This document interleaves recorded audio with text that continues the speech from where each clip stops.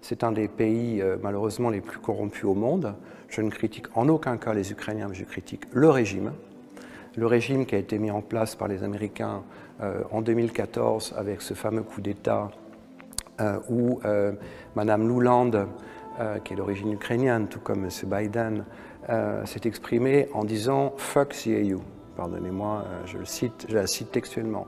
C'est-à-dire qu'au mépris de toute considération, même pour les Ukrainiens, elle a instauré une dictature. Je m'insurge et je suis scandalisé qu'en France et en Europe, on fasse l'apologie d'un bataillon qui s'appelle Azov, qui utilise les mêmes emblèmes que ceux de la division d'Asreich. Mes parents ont combattu le nazisme, mes grands-parents ont même été déportés pour des raisons de résistance. Et pour moi, c'est absolument scandaleux que l'on fasse la promotion de gens qui ont massacré, tué, discriminé des populations dans le Donbass.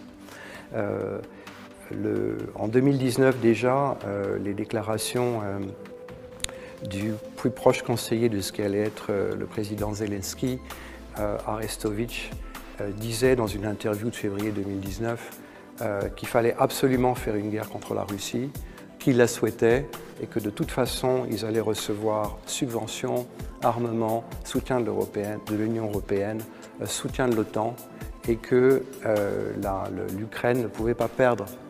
Les Américains ont d'ailleurs totalement trompé la population ukrainienne et le gouvernement ukrainien en ce qui concerne la victoire tout à fait, à mon avis, irréaliste de l'Ukraine dans cette guerre. Parce que de toute façon, le grand perdant de cette guerre, c'est la population ukrainienne elle-même et aussi, par effet de conséquence, l'Europe, avec toute la crise dans laquelle elle s'est engouffrée de par la volonté des politiques.